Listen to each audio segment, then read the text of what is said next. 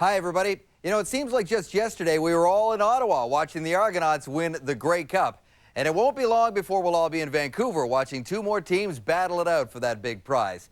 But we've got 85 games in a little over 5 months to get us there, and it all starts tonight with our season preview show on TSN.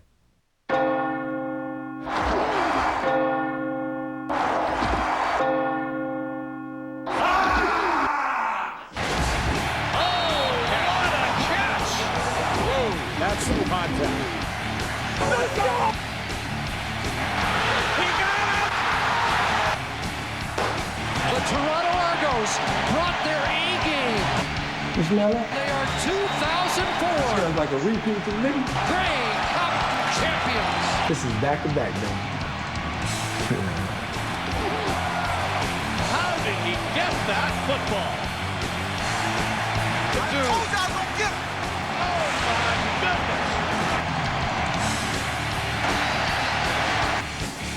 It's our time. And a catch made and a beauty. New year, one goal. Oh my! What a touchdown! Fireworks already.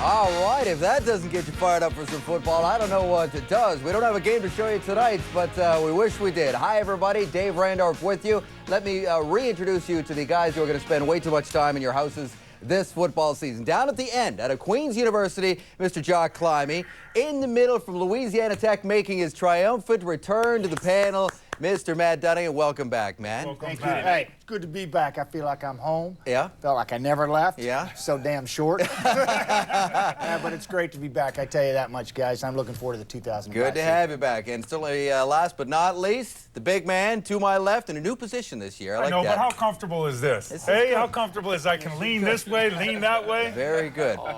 Chris Schultz, of course, back with us. And that's not the only personnel we have working for us tonight. Out in Montreal, we got a huge new change in the booth, guys. Look at this. Glenn Suter shaved his mustache. And of course, Chris Cuthbert. We got Chris Cuthbert, and we welcome him to the show, and the CFL on TSN as well.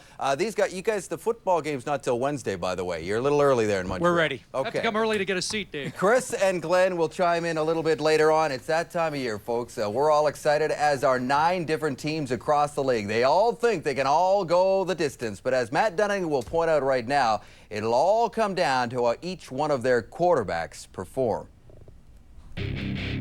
It doesn't seem long ago that there was a lack of star power at the quarterback position. Now, in a league that puts so much emphasis and importance at the pivot position, the talent pool is so deep, the CFL is swimming in quarterback. A lot more teams have, depth at the quarterback position, and, this is a quarterback league, and, the better you are at that position, obviously the better your football club is going to be. The quarterback is a very important position in the CFL, and that's why you put so much of importance on, getting quality players at that position, because you don't know how long you're going to keep them. While there's always been quality starters around the league, there has rarely, if ever, been the kind of breadth and depth at the quarterback ranks. In the West, the Eskimos have 2 proven starters at the pivot position, Jason Moss and Ricky Ray, whose return from the NFL makes the potent 1-2 punch in Edmonton. All the way down to the end zone. Another touchdown. Winnipeg has Kevin Glenn and Spurgeon Wynn, 2 young guns that will push each other to be better. Saskatchewan has Nayland Green and Marcus Crandall, 2 CFL veterans. BC has Dave Dickinson and Casey Printers, who stepped up into the #1 spot last season and earned the CFL's Outstanding Player Award. In Toronto, they have Damon Allen and Michael Bishop. In Ottawa, they have 2 young arms in Kerry Joseph and Brad Banks. In Hamilton, they have Danny Mack and Marcus Brady. Only Calgary, with Henry Burris, and Montreal, with Anthony Calvillo, have 1 proven starter. Every other team in the league can go too deep at the quarterback spot. And with a prevalence of injuries, having a backup who can step up and lead a team is no longer a luxury, but rather a necessity. It's tough for one guy to pretty much play the entire year. You just take so many hits up here that the younger guys that have been getting their chances have shown they can play. There's a lot of pressure put on that backup quarterback because, you know, you're living up to expectations of the starter. And when your number is called, you got to go on there and compete. And if you don't do well, then that might be your only chance. There are some key factors that play into why there's so much depth at the quarterback position in the CFL today. Availability. Ricky Ray, Henry Burris, and Dave Dickinson have all returned from stints with the NFL. The NFL's loss is the CFL's gain. A team's ability to spend. With league stability, teams are now more inclined to spend money in developing or acquiring quality starters. And philosophy. With so many injuries in today's game, teams are reluctant to have only one proven starter. Whatever the reasons are, there seems to be a feeling that the quarterback position is in pretty good shape around the league. I feel that this league's in good hands as far as the quarterback position, that, you know, these guys can carry on the CFL. There's a lot of good quarterbacks in our league, and there's a lot of good football teams in our league, too.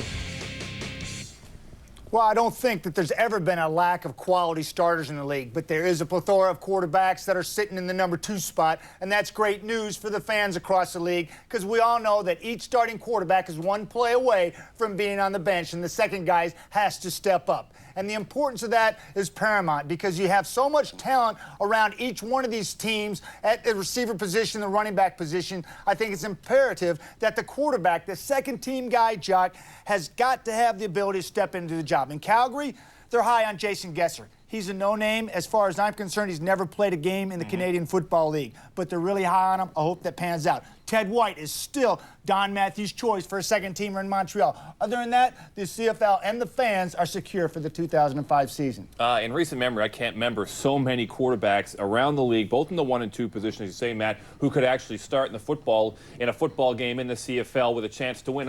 I've kind of broken down the quarterbacks like this, and this is my own opinion here. First of all, you've got your elite quarterbacks. By elite, I mean I think these are the quarterbacks that by themselves can win football games. Printers, Dickinson, Ray, Moss, Cavillo, Joseph. I know some people will be surprised to see him there. I believe he belongs there.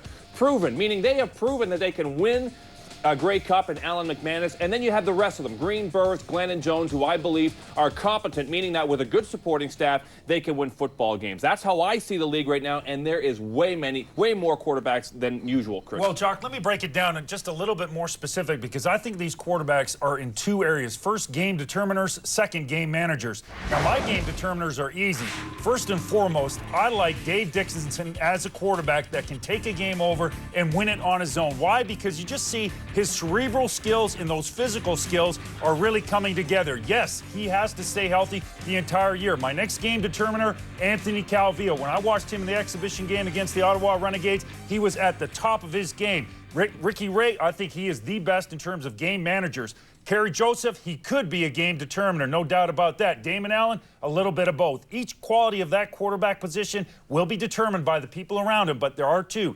Game determiners and game managers, Dave. Ricky Ray and Moss, both on your elite list. Which one is Ricky Ray again? Ricky Ray is a manager. A manager, not a determiner. But not a determiner. Manager, well, we will speak with that manager later on in this show. We're just getting started, folks. When we return to the Wendy's CFL Live preview show. Michael Clements tasting victory. After their run to the Grey Cup, what questions hang over the heads of the Argonauts?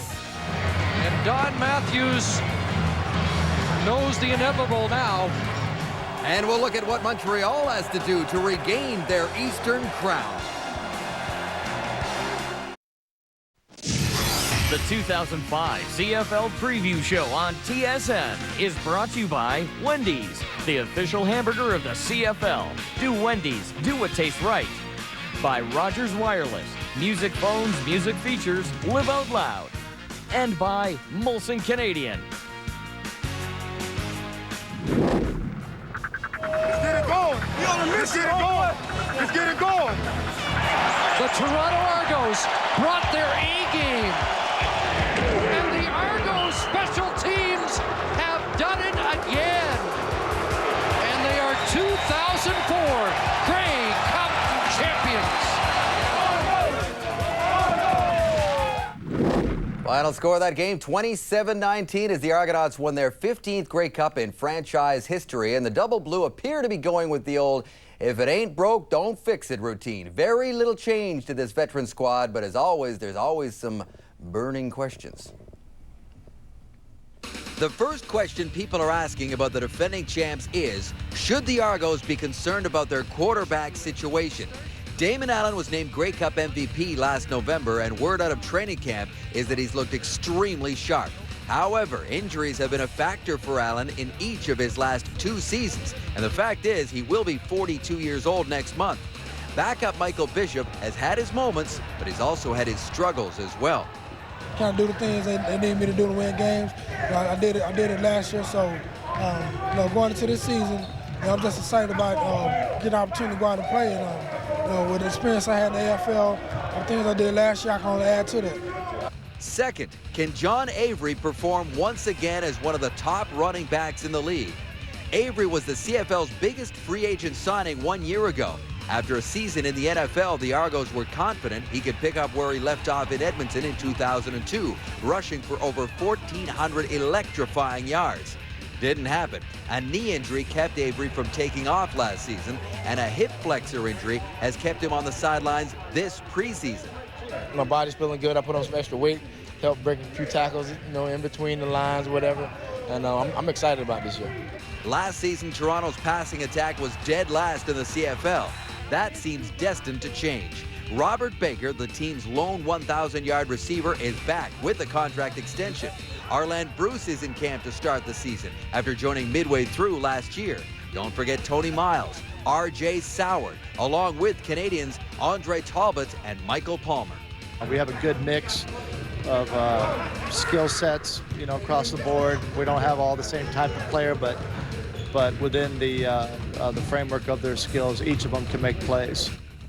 Those are the burning questions. Now the burning analysis. Let's start with the quarterback situation. Schulte, what do you think in Toronto? Well, Dave, I really believe that it's the best situation Michael Clemens has had at the quarterback situation since he has been the head coach. I mean, with Damon Allen, he should go into the season with extreme confidence. 20 years of football, Grey Cup MVP situation. He is playing his best football, but the issue is Michael Bishop. Can he rise to the occasion? Because he is going to get some serious playing time at some point this season. Now, watching him last week against the Hamilton Ticats, he made some magnificent plays. Yes, he's made his mistakes, but as long as Kent Austin can step by step get this young man to progress, to eliminate those mistakes, he has every other tool at his disposal. He is a good quarterback. He's not a great quarterback, but if they're patient, he may prove to be a great quarterback, Jock. And he's got a lot of help around him, Schulte. It does. And, we talked about the burning questions about the other receivers, and I was talking to these guys a couple weeks ago in Halifax, and they believe they are the top receiving core in the league. And they got reason to say that. I mean, they've got a lot of talent when you look at Bruce and Baker and Miles and Risen,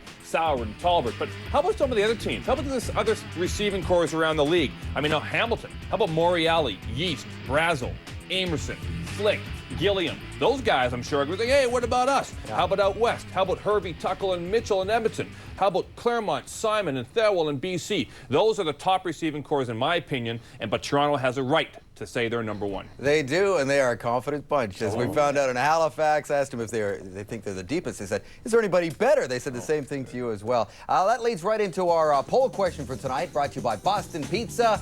Seeing as we're talking about the defending champs, we're going to ask you, which team do you think will win the Grey Cup this year? It's powered by Exponentia. Log on to tsn.ca, and we will have the results to this very simple, cut and dried question near the end of our show here. We talk about Toronto in the East, but the East always goes through Montreal. In fact, they have won the division 5 of the last 6 years. So that's where our season is actually going to begin on Wednesday night as they take on the Hamilton Tiger Cats. And let's take you out there right now and bring in the guys we introduced a little while ago, Chris Cuthbert and Glenn Suter. Guys?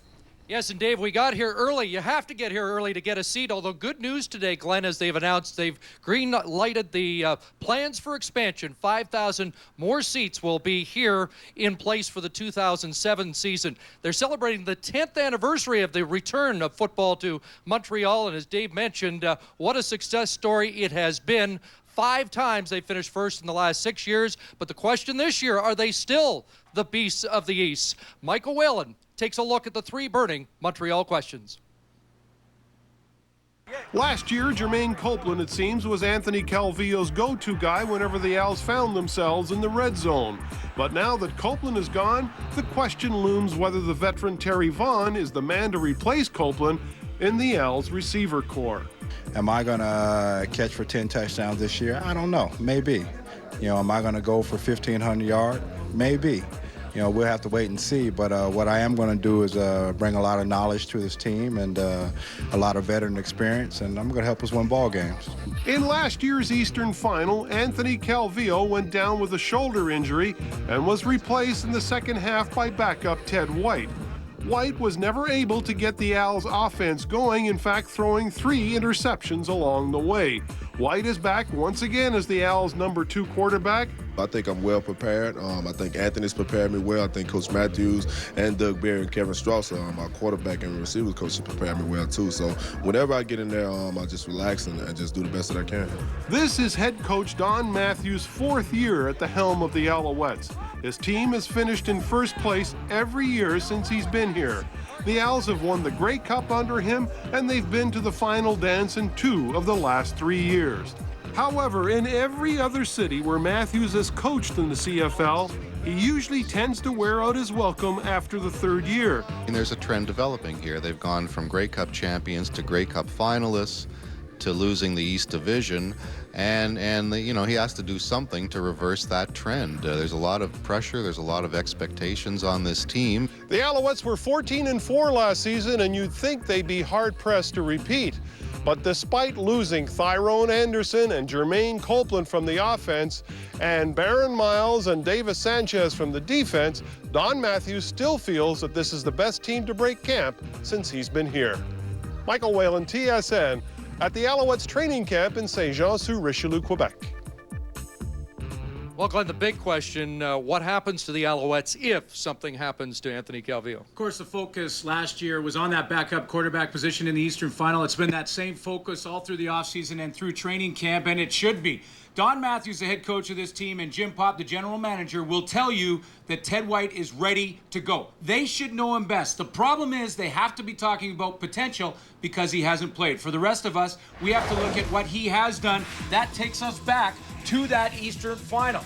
Ted White did not put up very good numbers in that football game. In fact, he threw 3 costly interceptions. Now, numbers don't always tell the story, but for Ted White, he also made some bad decisions in that football game, and quarterbacks and coaches will tell you throughout this league, it's about making good decisions. Ted White is going to be the focus, and the question, I think, Chris, now is, does Don Matthews change his philosophy and give Ted White some quality reps in the regular season this year? One decision he's made, leaner and meaner this year, as Ted White has dropped about 20 pounds in preparation for this season. And we're ready for this season's starter as the curtain rises on the 2005 season with the Hamilton Tiger Cats visiting the Alouettes here at Percival Molson Stadium on Wednesday night, and our show begins at 7 o'clock Eastern. When we come back to the Wendy's CFL Live Preview Show. McManus buys time. Yes!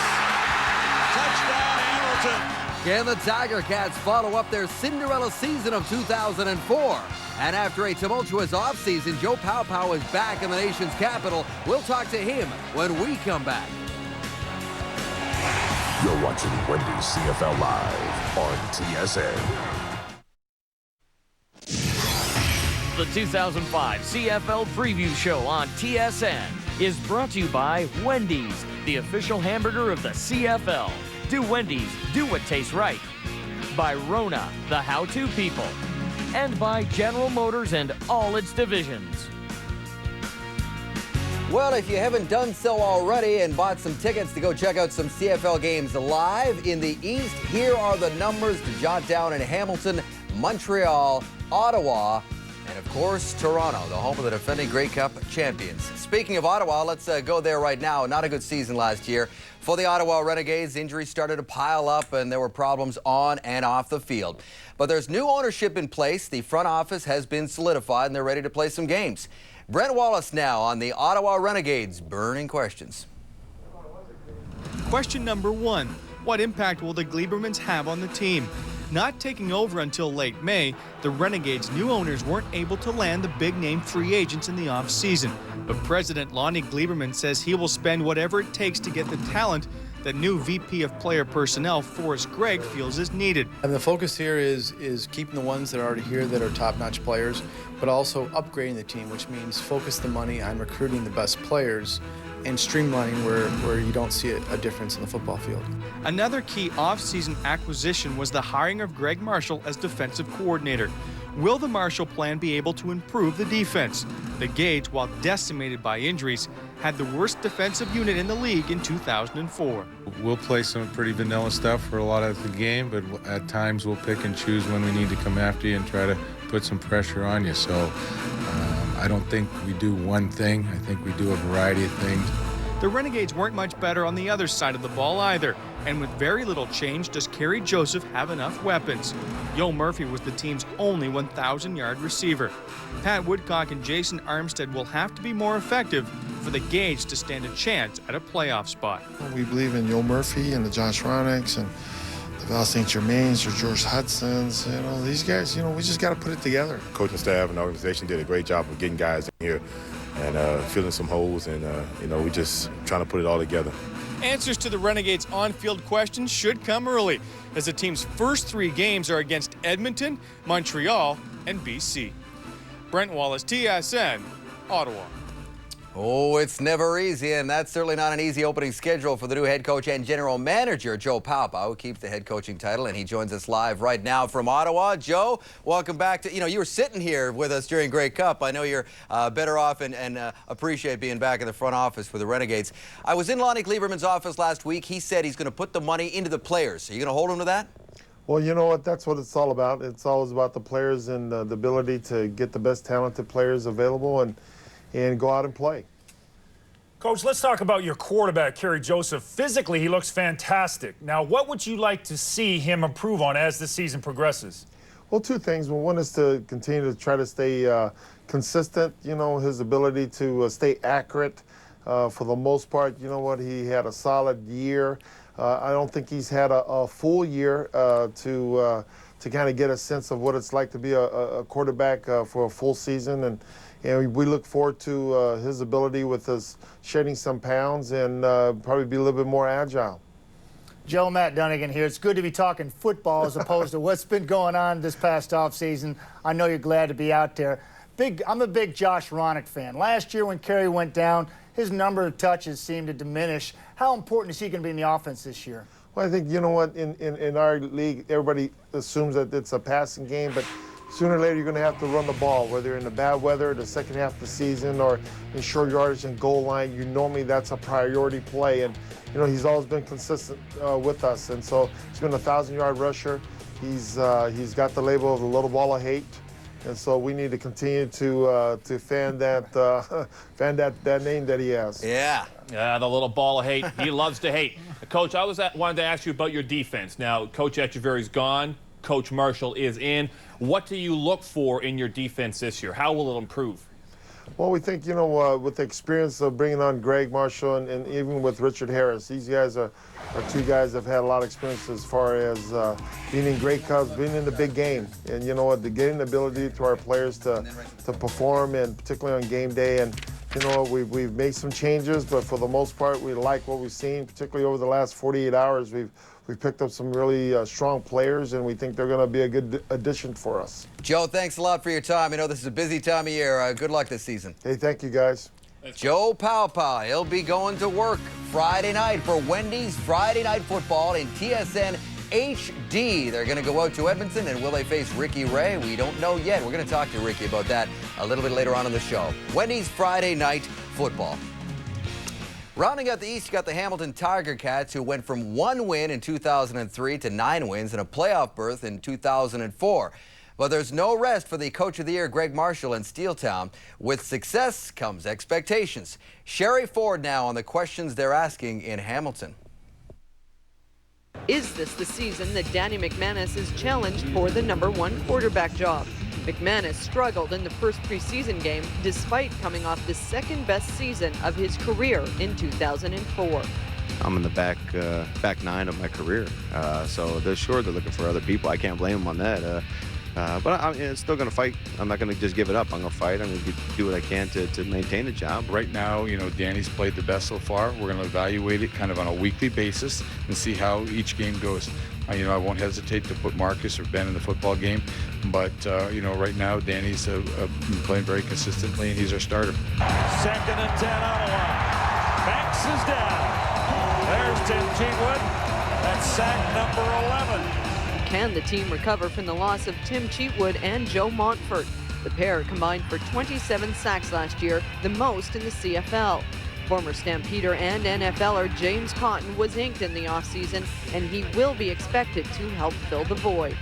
I showed Cheatwood how to play the position in college, so I think I can do a pretty good job. And also had 11 sacks my first year up here in Canada. So, with that and the leadership that I bring, I think we'll be pretty good as a defensive unit. But the key to the success of the Ticats defense could be Canadian middle linebacker Augustin Baranachia. Can he continue to grow at that position? Baranachia replaced veteran Jason Lamar midway through last season, recording 24 tackles in 5 games as a starter. He came in a lot stronger than last year. He was much more confident in training camp. You know what? He's got a great attitude and he learns well. So, we expect that Augie will be one of the premier middle linebackers in the CFL this year. Last season, Marshall took a 1-17 team and turned it into a playoff squad with a winning record. This season, Marshall says he's more comfortable in his role and is looking to improve on last year's finish. Sherry Ford, TSN, Hamilton. Thanks, Jerry. Getting back to that whole thing with the defensive line, how big is that hole going to be? It's going to be fairly large when you factor in the Joe Montfort and Tim Cheatwood, 2 departures, have did combine last season for 27 sacks. By far the top sack duo in the league, but it's all about stepping up and filling those holes, and that's what players like James Cotton are going to try to do. Glenn Suter, throughout the entire season, he hands out Gladiator Awards, and there were, whenever Hamilton played, basically, you could give it to either Montfort or Cheatwood. They brought it every night, Glenn, and that's going to be a big hole to fill in Hamilton.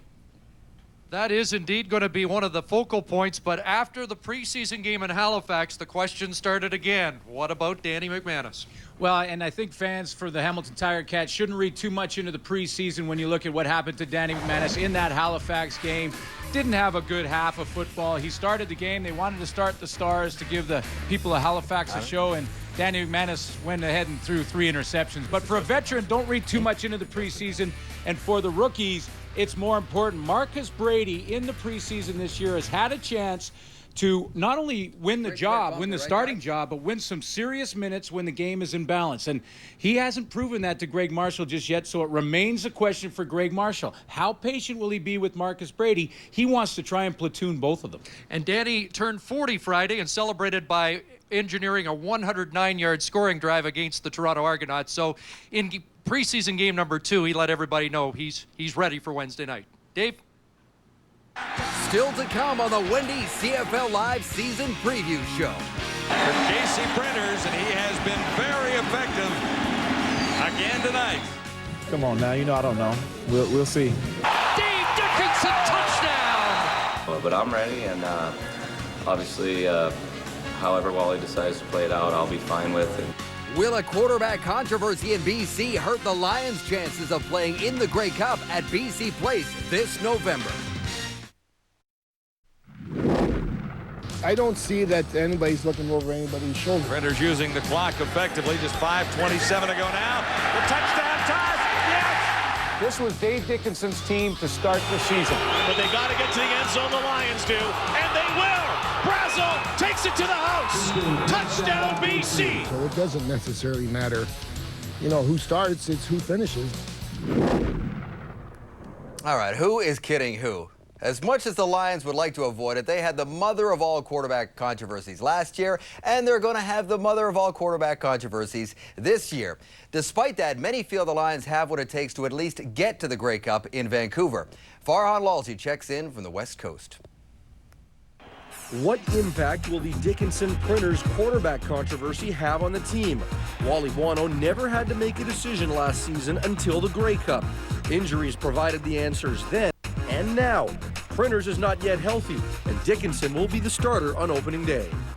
Wally's done it before, and he's he won't let a quarterback situation distract his team from what he wants, and that's to win the West. Regardless of who is under center, will the offensive line in front of him be improved? Last year, thanks in large part to injuries, the Lions were second last in the league in sacks allowed with 54.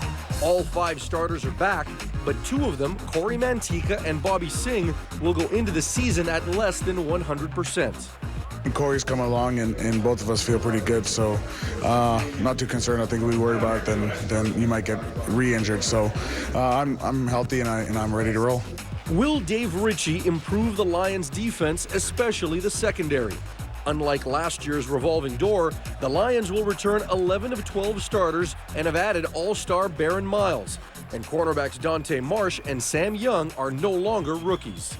I'm just trying to have fun this year and do what I got to do and make us as good as we can be, and you know, have that mentality to swarm. So I hope that there's a little impact on it all. With so many players back from last year's team and 2 MVP quarterbacks in the fold, expectations are high here in BC. Season tickets are way up, and the Grey Cup here at BC Place is over 70% sold out. So the biggest challenge for the Lions might be to live up to the hype. Farhan Lalji, TSN, Vancouver. Thanks, Farhan. How good was Printers last season? His quarterback rating was a CFL record, which, by the way, broke the old league mark, which was set by Dave Dickinson in Calgary, of 114.1 back in 2000, the season in which he was named MVP. All right, time to introduce a new feature that you'll see throughout the entire CFL season called 3 Downs, where we tackle all the hard-hitting issues around the league. Representing the Eastern perspective, from the Globe and Mail, David Naylor, and from out west at the Calgary Sun, Eric Francis. Gentlemen, first down. Providing both quarterbacks are healthy in BC, who should be the #1 guy? It's got to be Casey Printers. I mean, he was the story of the BC Lions last year. He's the guy who got them to the Grey Cup. He didn't lose the Grey Cup game. He did pass for 5,000 yards. Who knows what this guy's potential is? Casey Printers has to be the one to lead the BC Lions this year.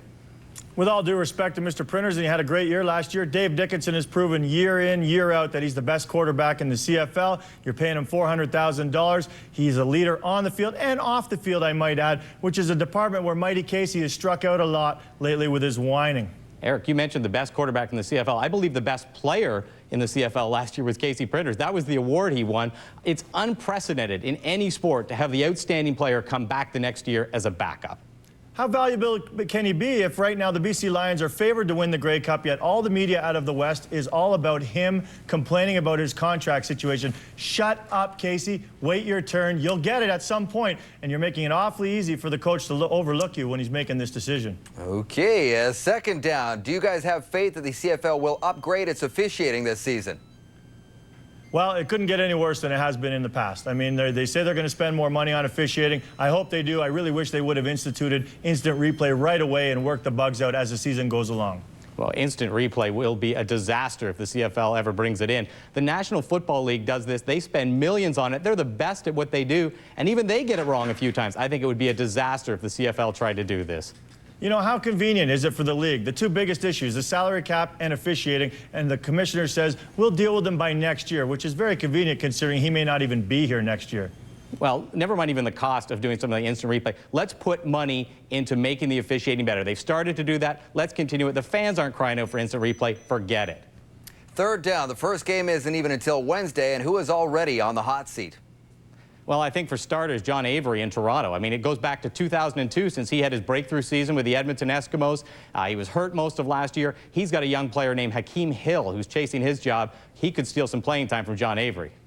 Well, Nealon Green out west, I mean, the entire weight of the franchise rests on his shoulders. He no longer has a capable backup. If he plays well, Saskatchewan can build on last year. If not, they'll crumble. I'll tell you, on the coaching hot seat, it's got to be Joe Paopao. Here's a guy who was 5-13 a year ago. He was told he could look for another job. He was told he wasn't coming back, basically. Ownership crisis, he's here. They got some tough teams out of the gate. I think Joe Paopau's on the hot seat from day one.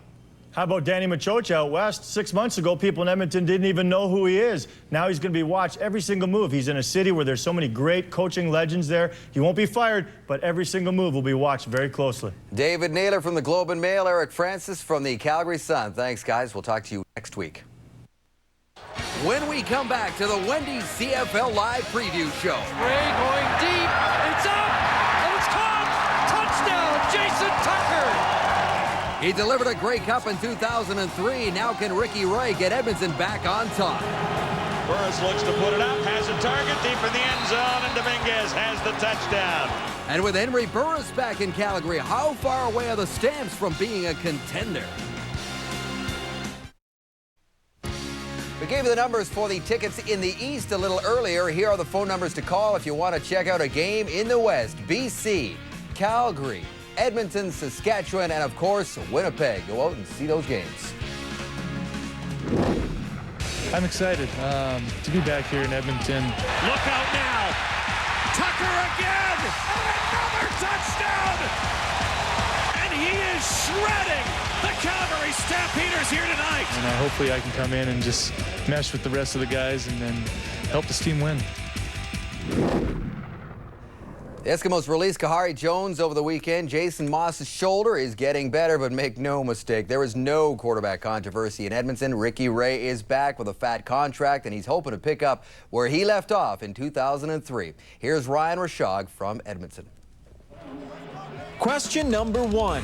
After holding a clipboard in New York all of last season, will Ricky Ray be able to improve an already potent Eskimo offense? It's not like all I was doing was holding a clipboard and sitting on the couch eating, Fritos. I think as far as, my tools and my fundamentals, I was still working on those. It's just I wasn't getting any game action. So, I think, playing in the first preseason game and then getting out there, getting a few games under my belt, I'll be ready to go. Question two. With Mike Pringle gone, who's running the football? The likely answer, a newcomer by the name of Elvis Joseph. He's big and can break tackles, but still unproven. So great big shoes to fill. He had a real good legacy here, and I respect him a lot. Real good guy to follow, and I would look to bring a lot of hard work, a lot of excitement. Every week we'll come out, give 110%. And finally, Danny Machocha's a rookie head coach with a veteran team. What challenges will he have to overcome as the new sideline boss? We don't look at him as a rookie head coach because he's been around here so long. He's been coordinating the offense for the last 3-4 years. And we understand his personality. He's very fiery, he's very challenging, he's very demanding. He's always trying to improve, doing things better. He takes his offensive knowledge and takes it over to the defensive side to make them better. He's just got a great mind for the game, and I think that's his biggest asset. After winning the Grey Cup in 2003, the Eskimos made very little in the way of changes for last season. And at 9-9, they were a huge disappointment. But this time around, there will be no standing pat. Danny Machocha has clearly put his stamp on this football team. And as always, expectations are sky high. Ryan Rashog, TSN, Edmonton. Ricky Ray returns from the NFL. He's the third quarterback in recent times in the Canadian Football League that's come back. And here's how the other guys have fared in their first full season back. Those are Dickinson's numbers from 2003. And yeah, he did all right. Henry Burris came back in 2003, but these are his 2004 numbers because 03 was kind of a partial season. He joined halfway through, so we're giving old Hank the benefit of a full season from 2004. And this time next year, we'll add Ricky Ray's numbers to that board based on what he does in 2005. And on that note, it is our pleasure to welcome Ricky Ray to our CFL season preview show. And welcome back to the Canadian Football League, Ricky. Thanks. It's good to be back. I'm excited to have a chance to get back out there on the field again, and I'm looking forward to having a good year. Well, let's start right with that. Are you going to be out on the field for your home opener against Ottawa? And how is that right knee doing? It's getting better every day. That's a positive thing. I haven't had any setbacks, but I'm going to go out and practice today, get some live action, see how it feels. I'm definitely shooting to be ready for Friday night, but today will be a big test for me. Now, of course, you spent the last season with the New York Jets, and you went to a team that had a clear-cut number one. Now that that experience is over, what did you learn on and off the field in the NFL? I just kind of went and had a chance to sit back and watch other guys prepare and see how they went through the week as far as watching film and, doing their weight training, practicing, and then how they performed on game day. So it was a good experience for me to go down there and see it from that aspect too. The other thing was, we got some great coaching. You have like 10 offensive coaches down there, so you get a lot of one-on-one time and just learning some different fundamentals and how to read defenses, I think will help me up here.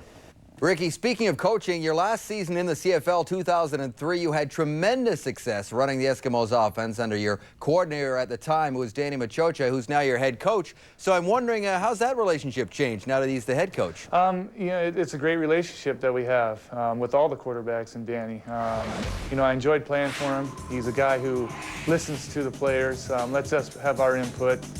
He's a player's coach. And I think he's going to do a great job as a head coach. He brings a lot of knowledge. He's got a great feel for the game. He's going to help out on the defensive side, giving them all the perspective that we do offensively, and then he's obviously going to call the offensive game. So it shouldn't be any different. The offense is pretty much the same, a few changes here and there. So I expect to go out and have another good year. Mike Pringle is gone from the backfield, and there's a perception going into this season that the Eskimos are going to have to rely on your arm to make up for the inexperience with the running game. Will you be primarily a passing attack? I don't know. Definitely we're going to do whatever works. But the 2 years I was here, we had some pretty good running backs. We had Mike Pringle and John Avery, so we were able to run the ball pretty effectively. And, I enjoy that. I like having a balanced attack where run setting up the pass, and then we can pass to set up the run. So we got some talented running backs in camp and going into the season. So we definitely have the guys that can step up and make the plays, but they're just a little inexperienced. So hopefully they'll get better every game. And if we need to throw it more this year, then that's the way it's going to be. And I think we've got some great receivers, so I don't think we'll have a problem with that. Ricky, thanks for your time, and we look forward to seeing you on Friday Night Football. Thanks, Dave, and I'm looking forward to this year. Friday Night Football this Friday, 8:30 Eastern Time. Our first Friday Nighter has Kerry Joseph and the Renegades at Commonwealth Stadium taking on Ricky Ray or Jason Moss and the Eskimos in TSN HD. Now, just south of the Eskimos, the Calgary Stampeders, who've missed the playoffs now for 3 straight years under 3 different coaches. And as Matt will tell you, the natives are getting restless. Very restless, yes, aren't sir, they? They are, sir. Yes. So, Matty, on that note, Jermaine Franklin chimes in with the burning questions that are facing these new-look Stamps. Can Henry Burris lead the Stamps to the top of the West Division? Last year, with a veteran Riders offense, Burris threw for over 350 yards on 5 occasions. In the offseason, the Stamps added Jermaine Copeland to an offense already sporting Rookie of the Year Nick Lewis and Joffrey Reynolds, hoping the same kind of weapons will yield the same results. I'm looking forward to this opportunity, and like I said, we have a great chance to do some big things here in Calgary. We have a special thing in works here, and just to be a guy who was a part of that and actually being under center taking the snaps, it's going to be a dream come true for myself. Question number 2. Do the Stamps have enough punch in their kicking game? In 2004, the Stamps were the worst in the West in total kicking points. This season, they will be depending on rookie Canadian kicker Sandro DeAngelis. Every day I expect to go out and make every kick. Now, is that going to happen? Probably not. I realize that. There's going to be some great days and there's going to be some bad days. But the thing that separates a good kicker from a great kicker is the ability to bounce back when things don't go so well. Tom Higgins is the 3rd head coach in 3 years for the Stampeders. Can this coaching staff get immediate results? What Higgins has that the previous 2 coaches didn't is an ownership willing to get him what he wants. But good players like Burris and Copeland don't always guarantee wins. Don't start a football season unless you think that you're going to be where you want to be, which is making the playoffs. And it's a very realistic goal for this football team. While everyone else's season starts this week, the Stamps won't be able to get her going until July 1st against the defending champion Toronto Argonauts. But most of the new arrivals see it as a positive, as it gives them a little extra time to settle into the new city with their families. Plus, it gives the coaches extra time to perfect their systems. Jermaine Franklin, TSN, Calgary. Thank you, Jermaine. Let's talk about this one a little bit. 3 coaches in 3 years. Let's start with you, Jock. Not you, Matt. Let's start with you, Jock. Only what Climby has to say about that situation. I got a chance here to really lay into my buddy here. Now, you know what?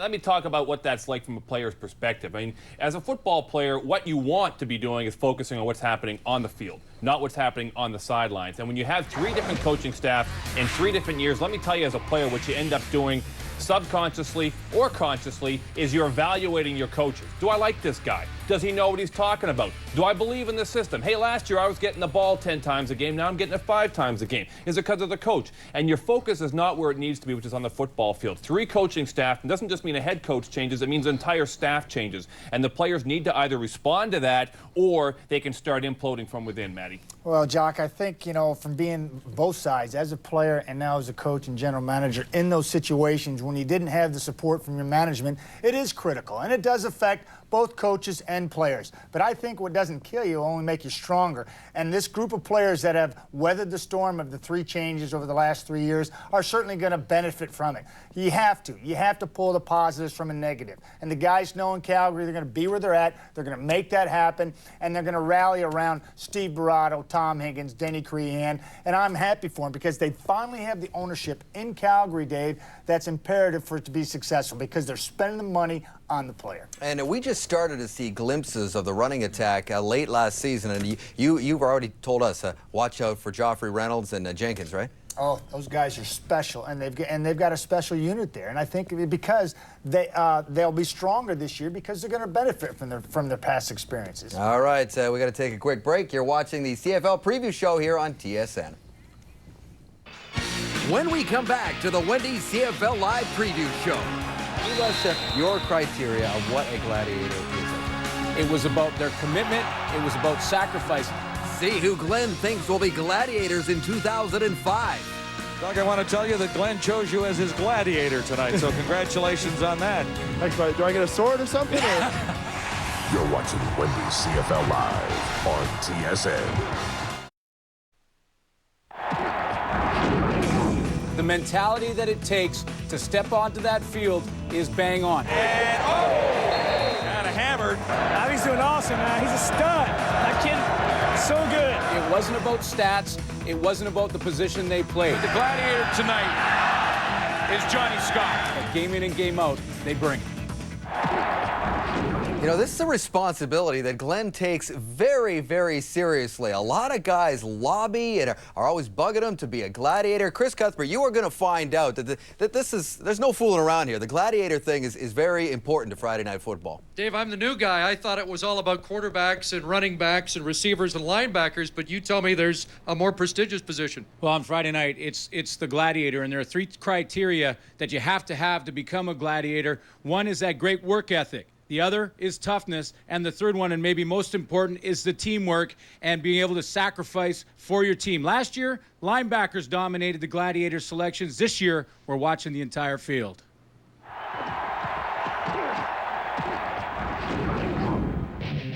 From the BC Lions, Barron Simpson, a gladiator from last year. This old-school linebacker is quiet off the field and does his talking on the field. An instinctive player that flat-out makes plays. From the Calgary Stampeders, Scott Coe. Again, a linebacker with an all-or-nothing attitude. He puts his physical well-being in harm's way on every play. He's a little more flamboyant than Simpson. Just check out his hair.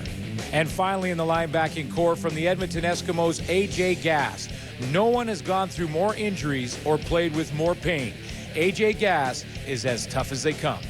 Last year, the boys in the trenches were a little bit overlooked, but we'll be watching him this season, starting with the Saskatchewan Roughriders and Nate Davis.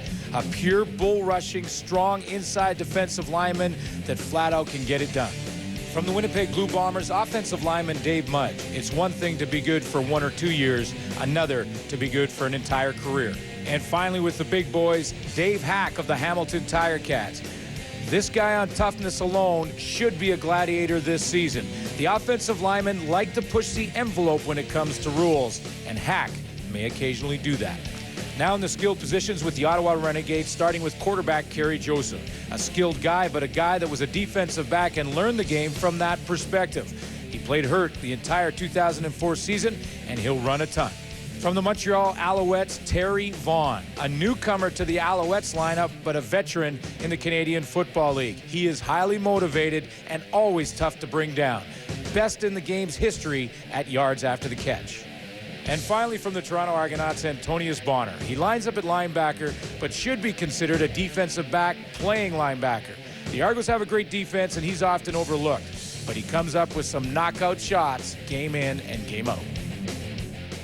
Now, you notice there wasn't any running backs and only one quarterback, and in the skill positions, we didn't really preview them, but they are still eligible. Last year, Casey Printers asked me if a quarterback can make it, and he did. It's all about toughness. It's all about team sacrifice. We'll be watching on Friday nights. I also noticed no safeties. They must be exempt from this category. But, Dave, I know you're surrounded with plenty of gladiators back in the studio.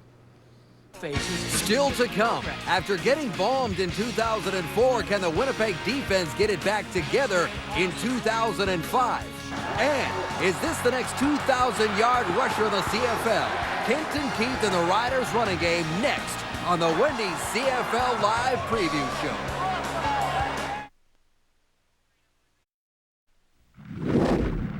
Charles Roberts. This is beautiful. Roberts still on his feet, spinning across the 25. Roberts again. He'll get it. The end zone for Charles Roberts. The heat is on. Kahari has Roberts. Roberts has the end zone. Charles Roberts. Oh, without question, one of the most electrifying players to watch, Charles Roberts in Winnipeg. But unfortunately, 4 straight years now, the Bombers' win total has been in decline. It finally cost Dave Ritchie his job last year. Jim Daly is the new head man there, and he's already asking the fans to be patient. Sean Churchill checks in now with the Bombers' burning questions. The question of who has emerged as the top quarterback for the Winnipeg Blue Bombers was answered on the first day of camp. Kevin Glenn is the #1 man to start the year for the first time in his 5-year CFL career. But he will be pushed by former Tennessee star T. Martin and former BC Lions Spurgeon Wynn. We got a lot of guys here at this position that are good athletes, great athletes, and they know how to play this game. So, you know, competition makes everybody better. So we're just concentrating on, getting this offense down and going out and producing wins for this club. Question number 2 for the Bombers is simple. Can Milt Stegall reestablish himself as a premier receiver in the league? The 2002 league MVP was held to just 6 touchdowns in 2004, but the Bombers did start to find him at the end of last season. With a new contract extension, number 85 has been dominant in training camp. This camp here this year, he has been outstanding to on some days dominant. After the secondary in 2004 gave up a league-worst 32 touchdown passes through the air, the defense has been overhauled, but hasn't improved enough to ensure more wins. In 2005, with so many new faces, it's a work in progress. Anytime you get a lot of new guys, whatever, but you got to minimize them growing pains, not giving up the big plays, playing within the system. And if we play within the system with our defense, the way Coach Russ and Coach Daly and they push us, we'll be okay. It won't take long for the Blue Bombers to figure out how competitive the West Division will be in 2005. Their first 4 games are against Saskatchewan, Edmonton, Calgary, then Edmonton. Sean Churchill, TSN, Winnipeg. Thanks, Sean. Here's Milt Stegall's numbers. Chuck, let me ask you a question. Did you ever have a season where you caught 1,100 yards and people said you were slowing down? No, my 1,100-yard season, I was blazing fast. Yeah. Well, Milt Stegall had 1,100 yards last year, and people are saying, well, he's 35, maybe he's slowing down, but we'll see. Milt Stegall, I'm sure, will have his say in 2005. But Schultz, the big question in Winnipeg is how effective is the quarterback throwing the ball going to be there? Big time unknown, because when you look at Winnipeg, I believe every aspect of their football team will improve as the season progresses. But quarterback, you don't know. First and foremost, you got a 5-year player starting in Kevin Glenn. But he has to take control of every situation, understand every throw, every play. He will be evaluated and reevaluated. The second aspect, the guy that I'm really looking forward to seeing is T. Martin. People familiar with T. Martin, University of Tennessee, national championship. Can he take his college skills, adapt them to the CFL? Then the third quarterback, Spurgeon Wynn. I think he has one of the best arms in terms of accuracy and velocity. I think the whole season will come down to Kevin Glenn's ability to rise up, grab that quarterback position, and make it happen. If he doesn't, he's got 2 others that want the job, and they want it bad. Schultz, it was a long, cold winter in Saskatchewan. How'd you know that? It's always a long, cold winter in Saskatchewan. But this one was a little bit longer, a little bit colder, because those Riders came painfully close to hosting the Western Final, and then they came even more painfully close to going to the Grey Cup. And as you know, it didn't happen. The Riders are out to fix that in 2005. Here's Ray Morrison. Is Nealon Green the quarterback to take Saskatchewan to the Grey Cup? The Riders have advanced to the Western Final, but no further in the past 2 seasons. No one is more aware of how damaging an injury could be at this time than Nealon Green himself. An off-season of rehab from a broken leg last year has given Green a new perspective on the importance of staying healthy and not taking unnecessary chances. I think it's very important, for me to stay on the field, stay healthy, especially in this situation now. I mean, this is the finest tuned team that I've been a part of since I've been here. Can Kenton Keith lead the CFL in rushing in 2005? In 2004, after returning from the New York Jets camp, Keith averaged close to 7 yards per carry. With a full training camp under his belt, a veteran offensive line, and a quarterback that is very seasoned, Keith is very familiar with his surroundings. There's no doubt in his mind that he can claim the rushing title. If I just be me and, take advantage of the plays that I get like I've always done, I've always been a big person on yards per carry, not on purpose. It's just been that way every league I've played in. Can the Riders' defensive line dominate again? Nate Davis and Scott Schultz combined for 16 sacks last season. More big plays like that on defense may mean added time on the field for Saskatchewan's ball control offense. And we're hungry, and we want to strike that fear into people when we go out there, and they want to know it's not arrogant and it's not being jerks. It's just they're going to know that we're going to be in the quarterback's face, whether it's Terrell, whether it's Nate, whether it's myself or Benefield. That's our job is kind of quarterbacks on the menu. The intangible factor for the Saskatchewan Roughriders is their experience. From the secondary to the offensive line to kicker Paul McCallum, this is a very veteran group. A lot of them remember the sting of losing out in the Western Final in the last 2 seasons. This time, they desperately want to win and get into that Grey Cup championship game in November. Ray Morrison, TSN, Regina. Thanks, Ray. It's not only Kenton Keith in that Rider backfield. You factor in Corey Holmes, and these guys both ran for over 6 yards per carry last season. Easily the top rushing duo as Saskatchewan ran all over everybody in the CFL. Jock, only one player has rushed for over 2,000 yards in a single season. You know who that is. Who would that be? Your former teammate. Yeah, 1998. Yeah, Mike Pringle. A lot of talk. Kenton Keith may do it this year. Well, he's the one guy who can do it. He's got the speed, slashing, cutback style of runner, and that's the most important stat for me, though, as a football player with a guy on your football team lugging the ball, what do you want to know? How many yards are you going to get per carry? Why? Because as a quarterback and as a receiving core, it puts a lot of pressure on you if you're getting 1, 2, 3 yards on first down. But when you know you're handing off to this guy and Holmes, and they're getting you 6, 7 yards a pop, then now you've got way more options on second and short. This is a guy Saskatchewan's dedicated to running the football, and this guy, good reason why they're doing that. Yeah, I know Nealon is chomping at the bit to hand that football off to Kenton Keith, and he should. Because he doesn't need to come back. And you heard him say there he can't take chances. But I don't think that's the truth. I think he's got to play his game, and this is part of his game, running the football. When it opens up, run. Play the game, make it happen with your feet. You're certainly gifted, probably better than anybody else in the league in that area. But you've got to be a good distributor of the football. Use your tools, Moore, Dominguez, Richardson, and French. To me, he has to be a good dispatcher of the football and just not lose rhythm or try to be the guy. To me, that is so important because you're going to have a tendency, Dave, to want to come out there and prove yourself. Don't. Just be a quarterback and distribute the football. Saskatchewan wants to get to the Grey Cup. Everybody does at this point. Earlier in the show, we asked you who you think will win the Grey Cup in our Boston Pizza CFL poll. What do you think, boys? Who's going to win this thing? Here we go. The BC Lions, 23% of the vote. Toronto, the defending champions, in second with 20%. And then you got Edmonton and Montreal, as usual, getting some respect. Not so much for Ottawa, Winnipeg, or Calgary. Coming up next. Hits it hard and wide. A missed field goal. It's kind of hard to face the guys right now. An attack on his home and a community rallies around an athlete. Chris Cuthbert has the emotional story of Rough Rider kicker Paul McCallum. You're watching Wendy's CFL Live on TSN. The 2005 CFL Preview Show on TSN is brought to you by Wendy's, the official hamburger of the CFL. Do Wendy's, do what tastes right. By Rogers Wireless, music phones, music features, live out loud. And by Molson Canadian. McCallum has to hit this one. Hits it hard. And wide! Living nightmare. The ball is out. Down. Kicked. And down. The Lions win. No, I can't face them.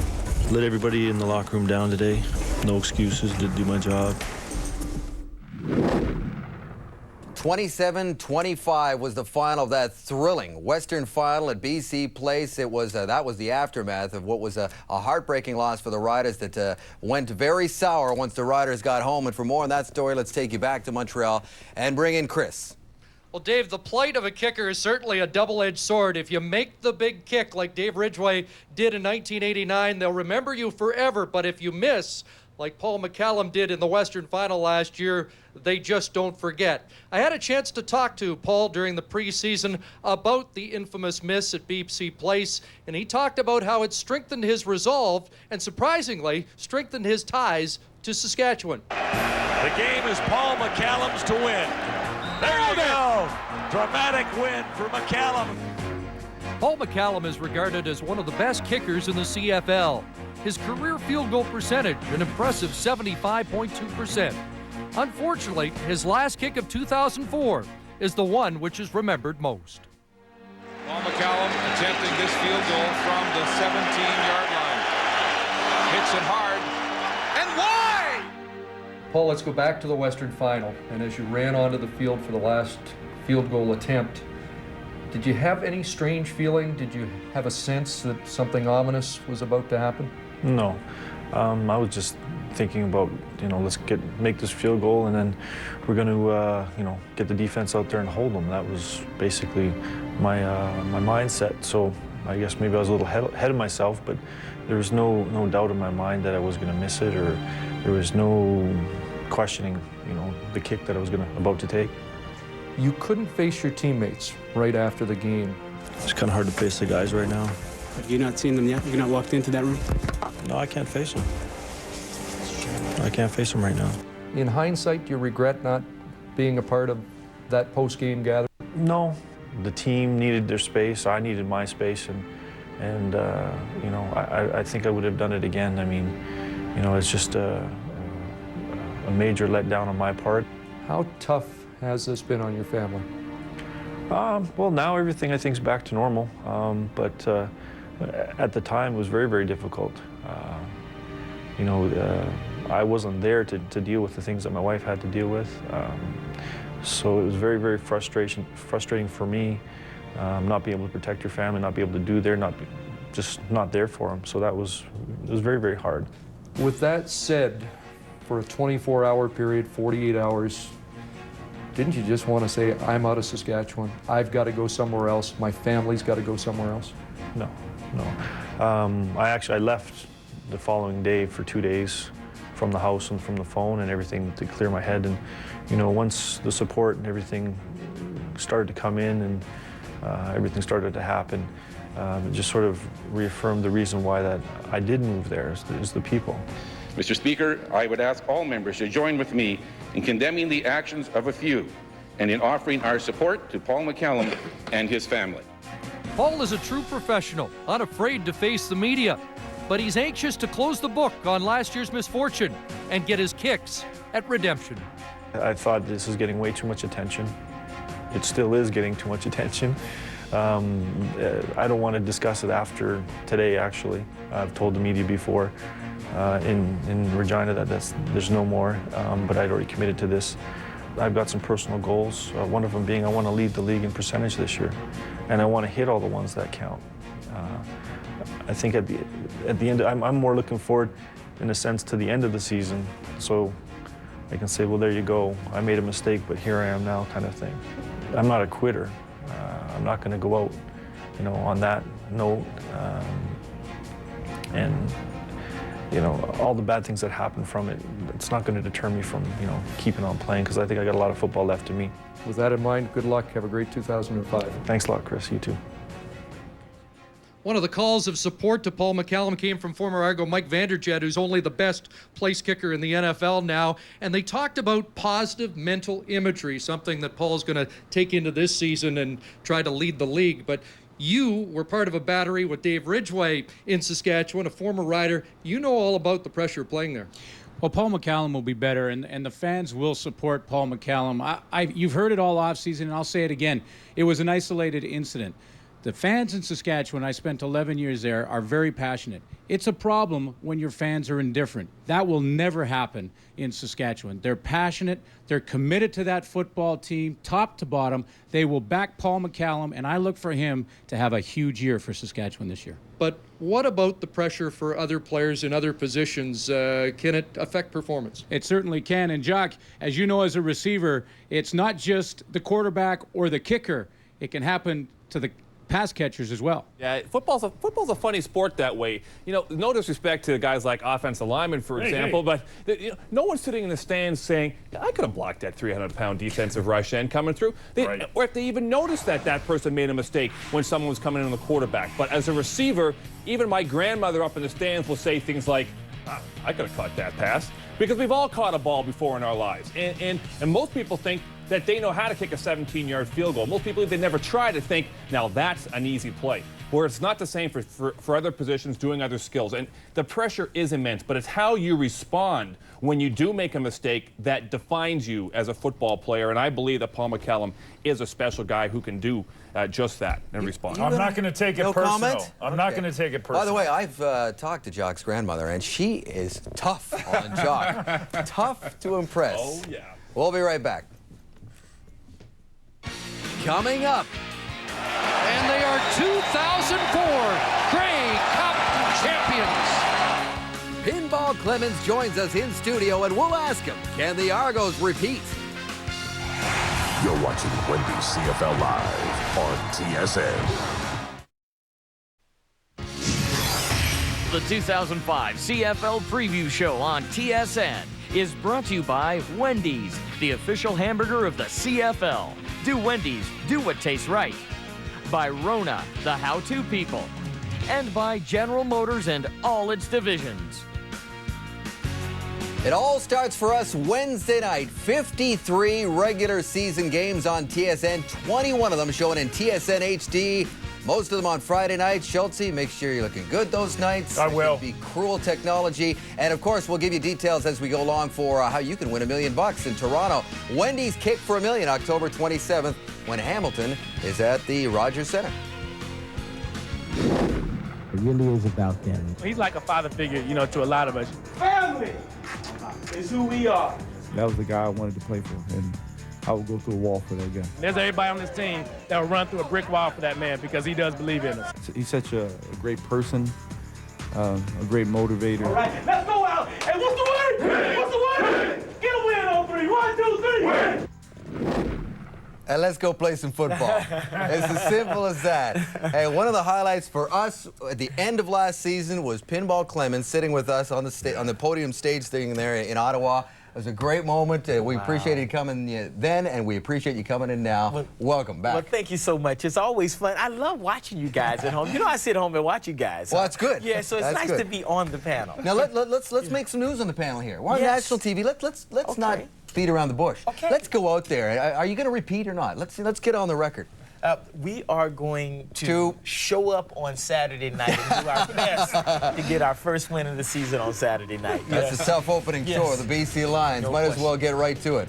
No question about it. They're probably playing better than anyone in the league right now, and we know that, and it's going to be a tough matchup for us. Michael, last year, immense success. A lot of it was talent. A lot of it was togetherness. I want to know your secret on how you get 40 different personalities to push and pull together.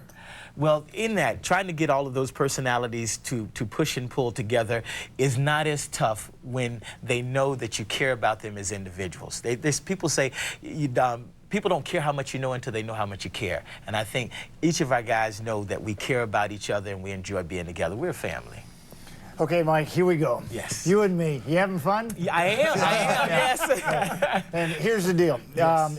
You jump around management, on the field, back into management. You're now head coach. You've won the Grey Cup. You've been up for Coach of the Year a couple years in a row now. Thought you should have won it last year.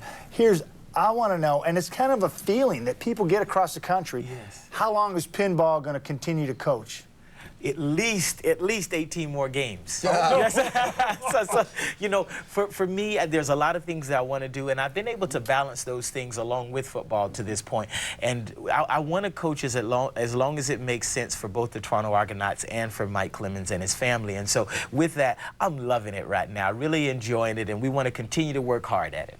So before pinball runs for mayor, let's just deal with this season. I want to know, what's it going to take to win the East? I mean, I know you'd love to finish first, and you haven't done that. Toronto hasn't done that in a long time. What's it going to take? Well, I think the very first thing is we have to play consistently.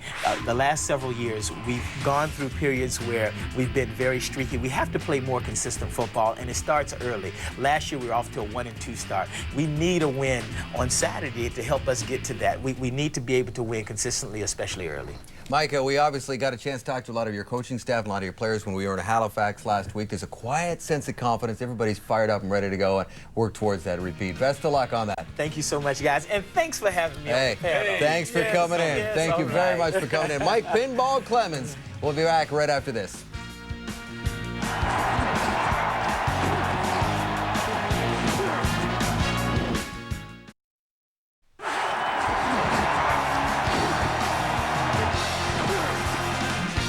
All right, with time winding down, here are the TSN predictions. This is a panel consensus. We fought, we argued, and well, here it is. Is Pinball gone? Is he out of the room? He's not going to like this.